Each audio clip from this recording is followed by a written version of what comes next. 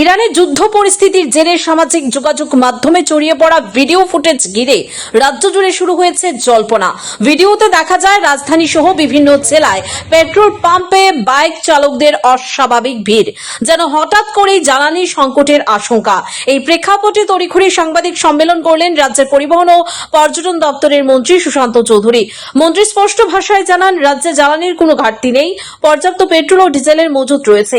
আতঙ্ক ছড়িয়ে অপ্রয়োজনীয় ভিড় তৈরি না করার আবেদন, গুজবে কান না দিয়ে সরকারি ঘোষণার উপর ভরসা রাখার আহ্বান।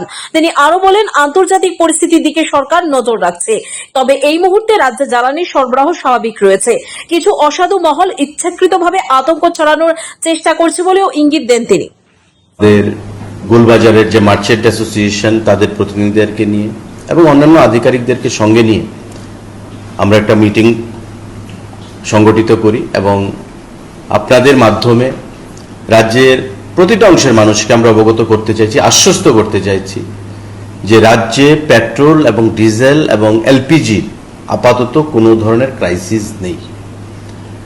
এটা পেট্রোল পাম্প ডিলারদের সঙ্গে কথা বলে, ইন্ডিয়ান অয়েলের যে প্রতিনিধি তাদের সাথে কথা বলে এই মিটিংয়ে আমরা এই সিদ্ধান্ত উপনীত হয়েছি এবং দীর্ঘক্ষণ আমাদের মিটিং চলেছে। তাতে আশ্বস্ত আমাদেরকে করা হয়েছে তাদের তরফ থেকে, রাজ্যে যা স্টক রয়েছে পেট্রোল, ডিজেল, এলপিজি, তা আগামী 1 মাস ব্যাপী কোনো ধরনের ক্রাইসিস রাজ্যে সংগঠিত হওয়ার কোনো পরিস্থিতি তৈরি হয়নি বা সেটা নেই।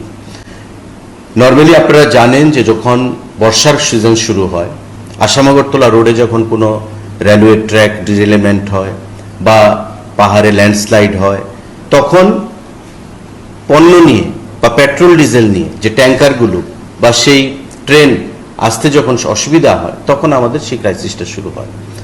কিন্তু এখন সিজন বা এখন যা পরিবেশ রয়েছে, আবহাওয়া রয়েছে, তা সম্পূর্ণ সুন্দর আবহাওয়া। রাজ্যের মধ্যে যা মজুত রয়েছে, সেটা আমি বললাম যে আমাদের রাজ্যে যে মজুত রয়েছে পেট্রোল, ডিজেল এবং এলপিজি, তা প্রায় 1 মাসের স্টক রয়েছে। তেল নাকি সংকটে পড়ে ওই যুদ্ধের কারণে, এই কারণে লাইনে দাঁড়ানো।